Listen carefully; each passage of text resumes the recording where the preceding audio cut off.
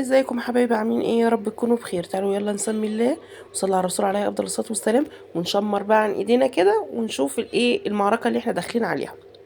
معايا 4 كرنبيات بالمنظر اللي انتوا شايفينه ده، او الكميه اللي انت حباها. ماشي. انا عايزه اقول لكم ان انا هم ما كانوش 4، يعني انا كنت جايبه اكتر من كده وعملت منه وبيت دول. هتمسكي بقى الكرنبايه كده، الكرنبايه حلوه، الكرنبايه تقطعي ايه الورق الاخضر اللي على الوش ده. ماشي. وهتقومي بالسكينة وتاخديها دايرة كده حواليها، واحدة واحدة.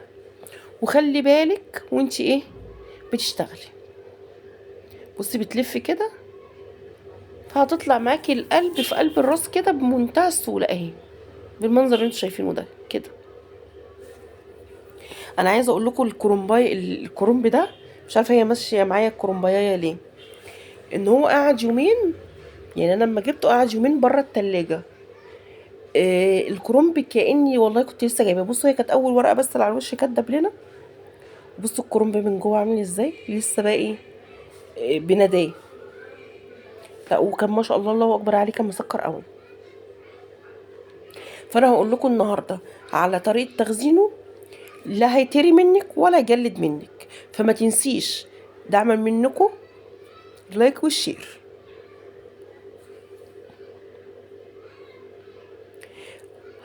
حلقات بصوا على قد ما تقدري كده انك انتي تفرطي الورق من بعضه.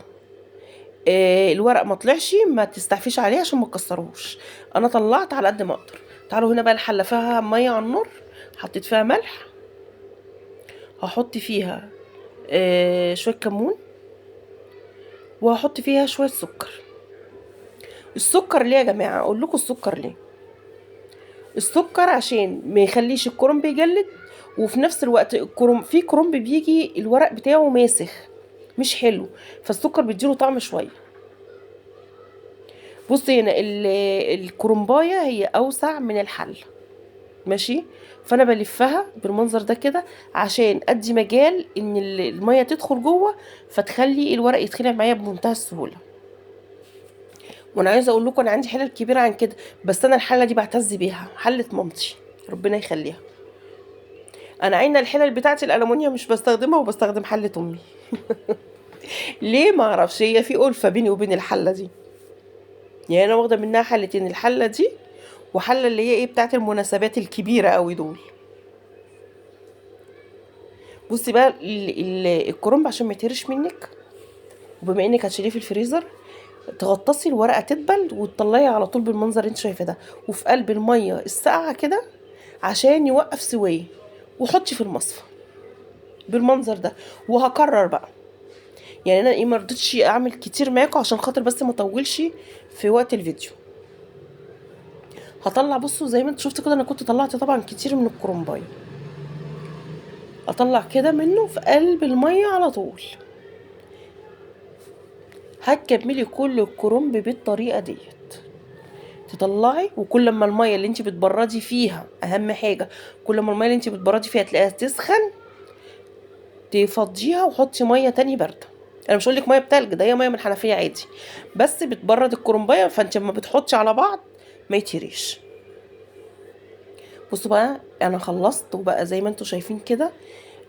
رصيته على الصينيه بعد ما اتصفى اول مره في المصفى. بشيل كده بالسكينه زي ما انتوا شايفين، وبمسك الورقايه، واقوم جايه ايه لفاها بالمنظر ده، وبتقطعي بالحجم اللي انتي عايزاه، وترصي تاني في المصفى. اهم حاجه في الحوار ده كله انك انتي تصفي الكرنب كويس جدا من الميه، عشان ما يعملش تلج جوه الفريزر فيتهري برضو منك.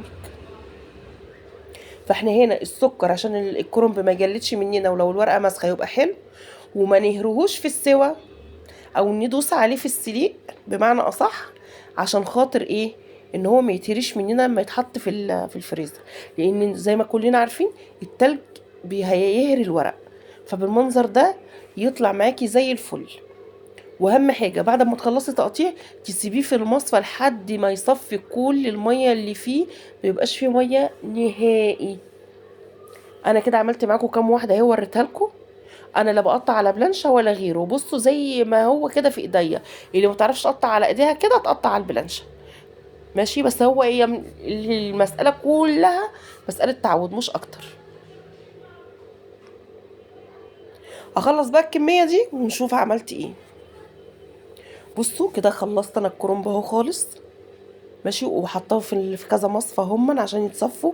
ولميت بقى الاخضر الغامق والاخضر الفاتح شويه في طبق لوحديه. ليه؟ عشان وانا بعبي سواء في علبه او في كيس او في طبق فوي اللي هو الفوم المتاح عندك، هتحطي شويه من الابيض وكم واحده من الخضره الغامقه وكم واحده من الخضره الفاتحه. فيبقى كده، وتحطي على قد استخدامك، فيبقى كل طبق او كل كيس او كل علبه جاهزه عندك على الاستخدام. يبقى انا كده عملت معاكم النهارده تخزين الكرنب باسهل طريقه، لا عمره هيجلد ولا عمره هيتهري منك. وما تنسوش اللايك والشير، واللي اول مره يشوفنا يدخل يشترك في القناه ويفعل زر الكل. واشوفكم في فيديو جديد، ومع السلامه.